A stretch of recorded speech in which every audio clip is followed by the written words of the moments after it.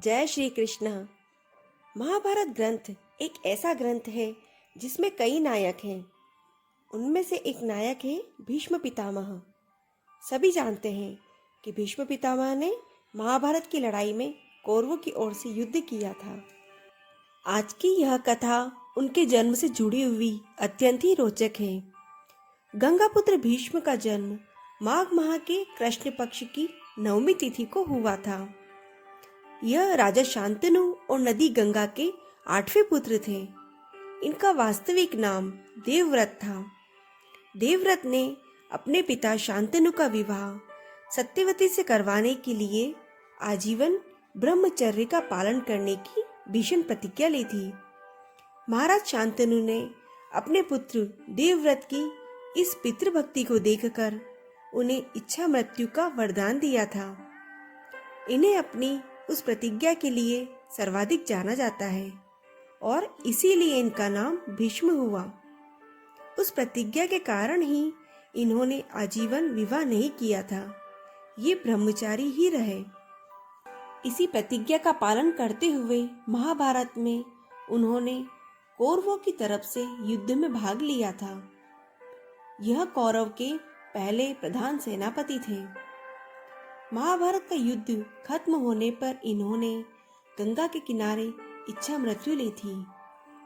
भीष्म के नाम से प्रसिद्ध देवव्रत पूर्व जन्म में एक वसु थे। एक बार कुछ वसु अपनी पत्नियों के साथ मेरु पर्वत पर भ्रमण करने गए। उस पर्वत पर महर्षि वशिष्ठ जी का आश्रम था।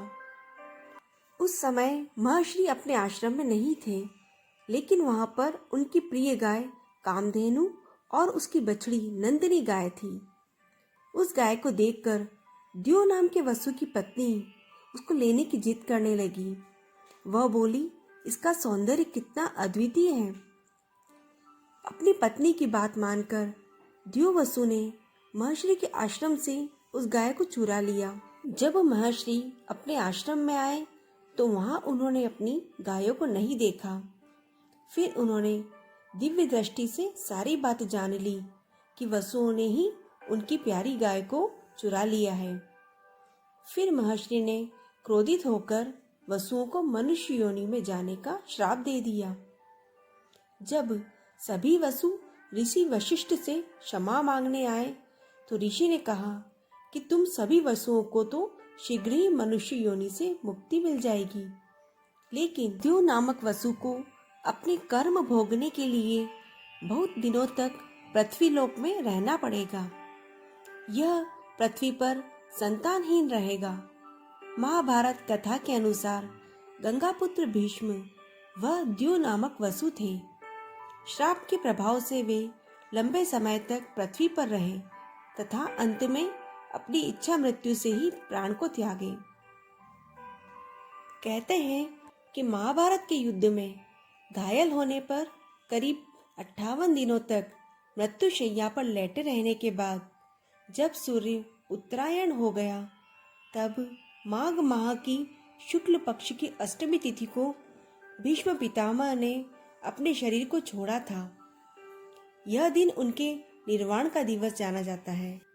इस प्रकार भीष्म पितामह 150 वर्ष जीकर निर्वाण को प्राप्त हुए थे। यह जानकारी आपको कैसी लगी, आप कमेंट करके बताइए और इसे लाइक और शेयर जरूर करें और नोटिफिकेशन प्राप्त करने के लिए सब्सक्राइब करें। जय श्री कृष्ण।